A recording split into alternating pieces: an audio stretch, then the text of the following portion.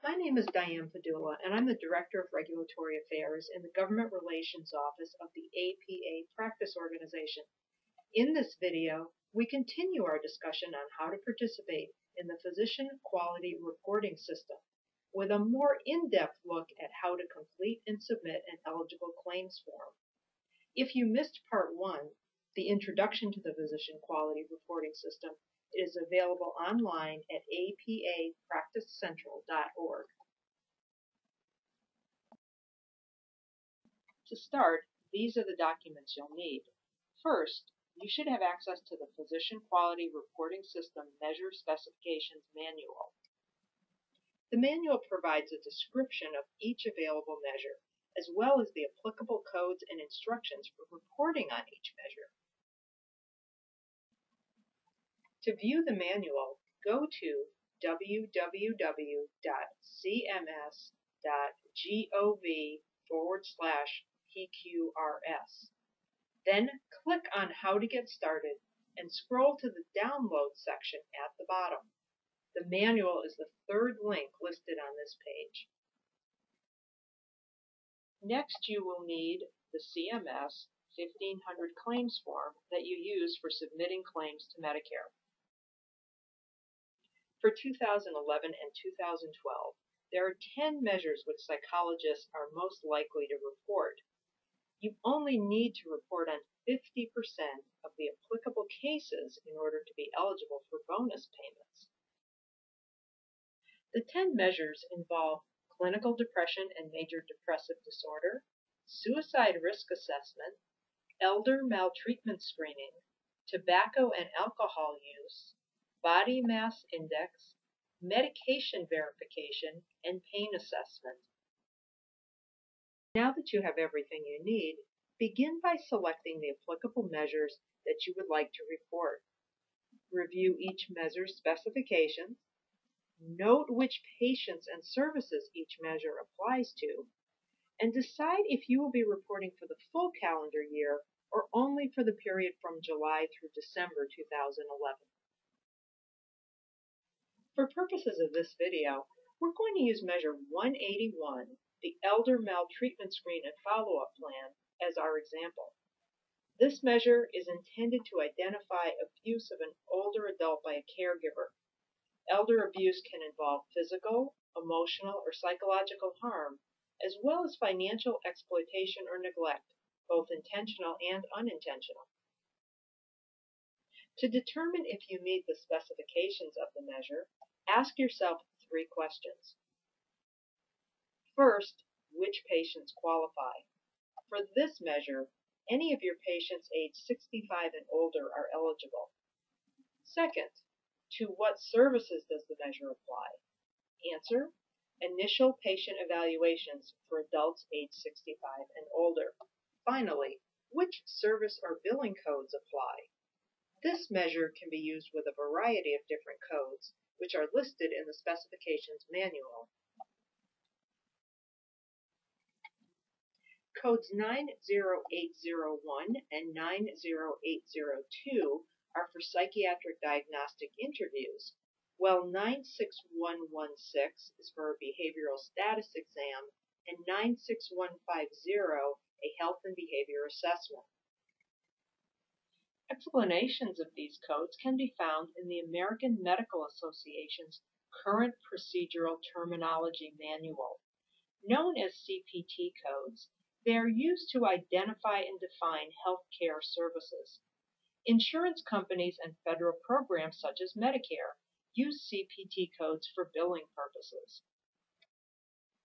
4 other codes, 97003, 97802, 97803, and G0270 would not be used by psychologists as they represent evaluations for occupational therapy and medical nutrition therapy services.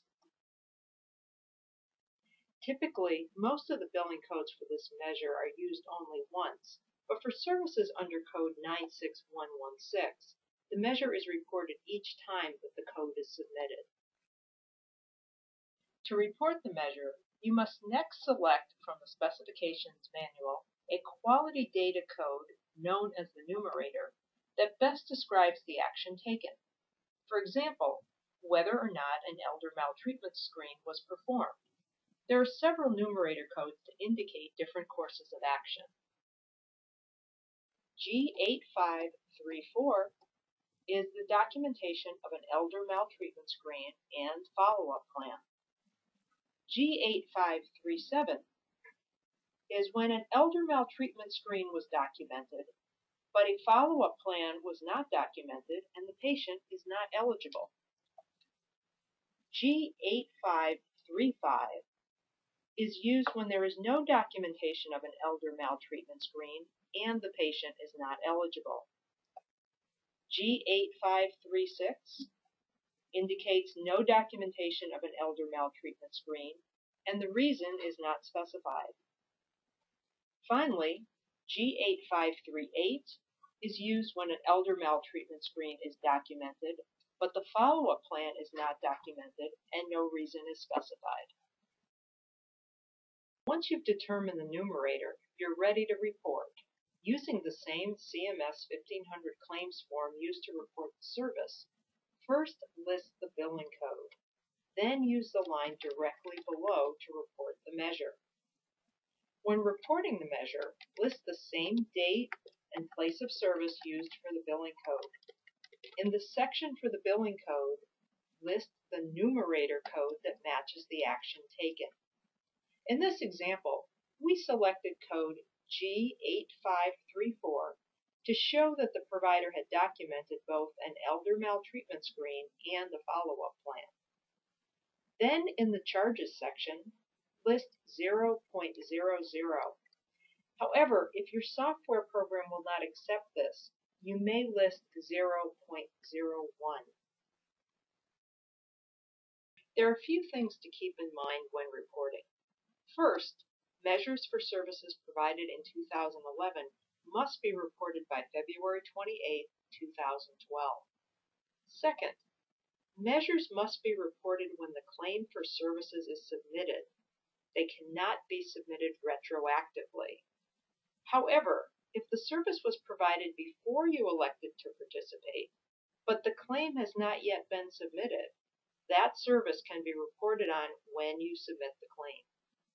Finally, reporting by a group practice must reflect the individual provider's NPI number in order for each individual provider to receive credit for successfully reporting. Participating in the physician quality reporting system has many advantages. First, there's a 1% bonus payment on all 2011 Medicare charges for successful reporting, which means that you have reported on at least 50% of the applicable cases. Second, a feedback report from CMS on your individual participation and the amounts earned through PQRS. And third, an indication in Medicare's physician locator system that you participate in PQRS. This demonstrates your interest in improving quality of care for Medicare beneficiaries.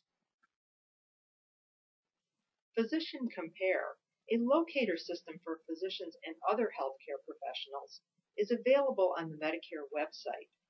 Beginning in 2013, the Physician Compare system will include performance information from providers who participated in PQRS in 2012.